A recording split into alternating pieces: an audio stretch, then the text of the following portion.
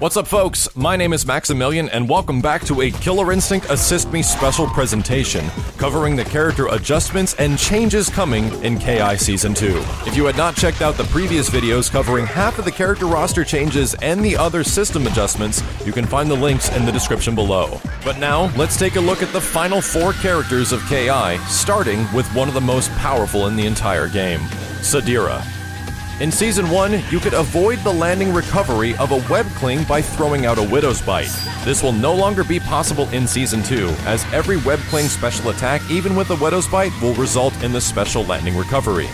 Sadira will also no longer be able to perform her web trap while in Instinct after she does a counterbreaker.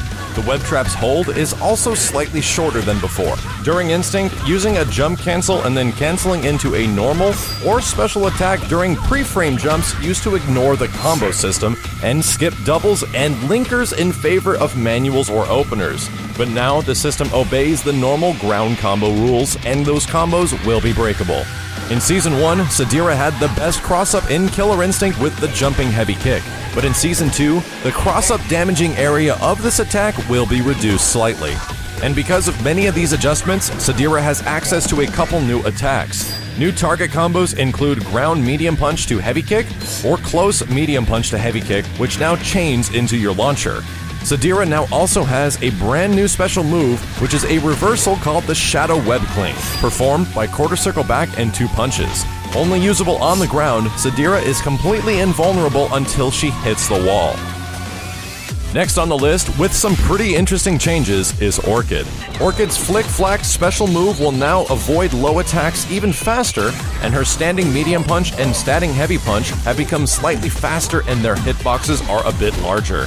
The Shadow Cat also has a slightly larger hit area and slightly smaller vulnerable area as well. Orchid's Air Throw, also known as the Danger Zone, will now cause a recapture when used outside of a combo, meaning that if you grab an opponent out of the air when you're not comboing, you'll get a full combo opportunity, putting them back onto the ground. Orchid's medium punch animation has slightly changed as well, now resulting in it being a low attack, and she has a brand new command move called the Grenade Toss, performed by pressing back and heavy punch. The grenade does not explode on contact with the opponent, and is governed only by its timer.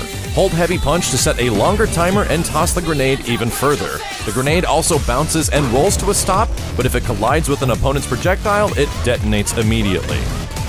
Next up was the most technical character to use in Season 1 of KI, Spinal. Spinal's attacks have now been color-coded to show you what does what. Green will give you skulls, blue curses Shadow Meter, and yellow will curse the opponent's Instinct Meter.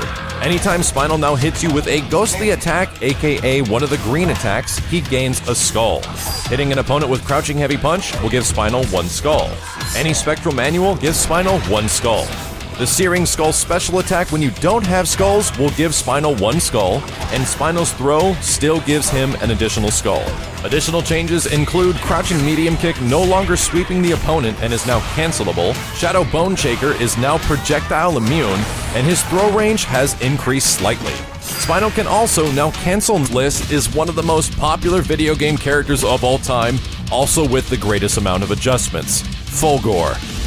Fulgore's meter mechanics have been completely reworked in Season 2 to allow him to be more aggressive when gaining meter, meaning that Fulgore can no longer manually charge his meter, and the charge command itself has been completely removed.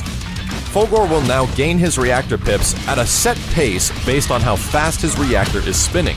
A new energy bar was added above the pip to display and show you exactly when your next pip will appear based off the current spin rate.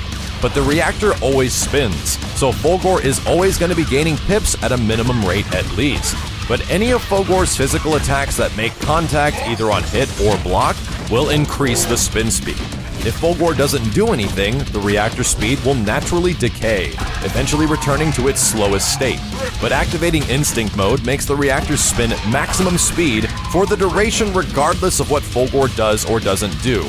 Auto triples will now give him a huge spin speed bonus, and Fulgore gains the walk forward speed buff after all green pips are full, the walk back buff after the completion of the medium pips, and his full dash buff when everything is at its maximum. But using energy systems, the Energy Bolt, the Plasma Port, or the I-Beam does slow the spinner down. Getting knocked down also slows it as well. The Devastation Beam is now usable outside of Instinct mode, but does considerably less damage. Fulgore's teleport, aka the Plasma Port's motion, has been completely changed to quarter circle back with kick. Also, his auto triples are now performed by pressing the button again instead of holding it down. Fulgore's uppercuts have been adjusted, where the medium hits twice and the heavy will hit 3 times. All versions of Fulgore's Cyber Uppercut can be shadow cancelled into the Air Shadow I-Beam. The Air Shadow I-Beam's damage has been reduced, but no longer hits low, and the hitboxes are taller and it can juggle the opponent now. Fulgore's forward heavy punch attack, called the Axis Smash, will also be slightly less advantageous on hit and block. But receiving a huge adjustment is Fulgore's Fireballs, aka the Energy Bolts. The light, medium, and heavy inputs now fire a single projectile at varying speeds instead of 1, 2, or 3 projectiles like it did in Season 1. But if you tap the light punch, medium punch, or heavy punch while firing, you can spend 1 pip to fire an additional projectile at that button's speed. This can be done twice for a total of 3 projectiles traveling at different speeds on the screen. You can still spend an additional pip of any of these to cancel into another special move like you could in Season 1. And that concludes all the character adjustments and changes for Killer Instinct Season 2.